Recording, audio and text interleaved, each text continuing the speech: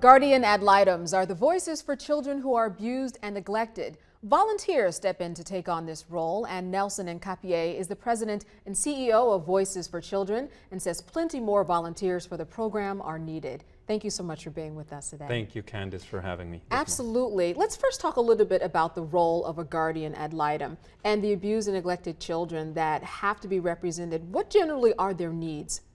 Well, these are children who find, at no fault of their own, find themselves in court because their parents have abused them, neglected them, or just their lives are in danger. So they have to be removed from the home.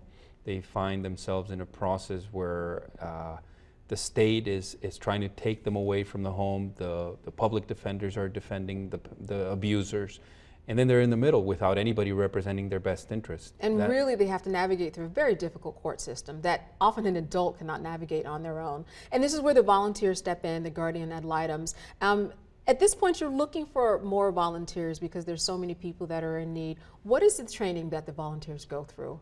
It's a 30-hour training, and after they train for 30 hours, they have to be at least 21 years old. They have to take the 30-hour training, and then the time requirement is about 10 hours a month once they complete the training. There's a background check, but it's really a simple training. You don't have to be an attorney to be a guardian ad litem.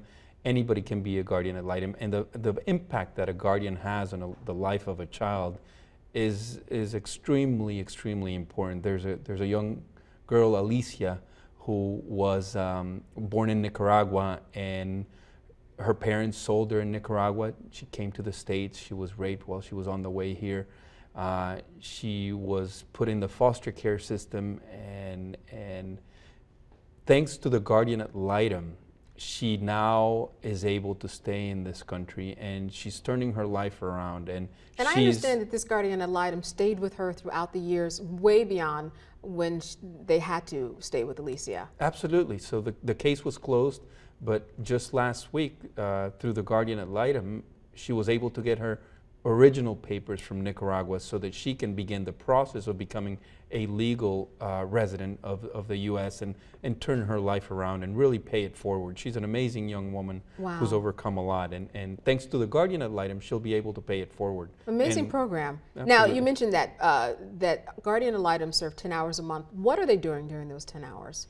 Well, they go to the schools, they go to doctor's appointments, they go to the homes where they're living, where the agencies are taking care of them, and they make sure that they have everything that they need in order to be to reach a stability or to be whole again. I'm sure that you are looking for bilingual speaking people at this point. What are some of the other extra needs that you might need in terms of skills that someone might bring to the table?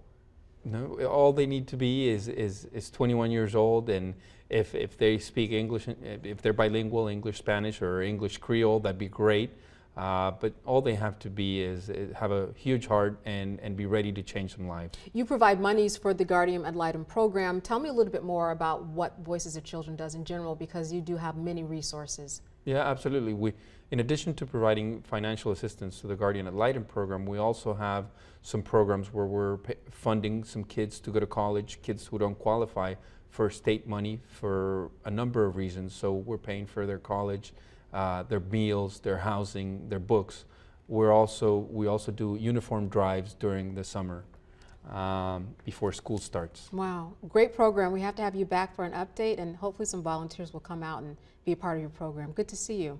Thank you. Good Absolutely. to be here. This hour's newsmaker has been Nelson Hincapie from Voices for Children, and I'm Candace Kelly. Thanks for watching.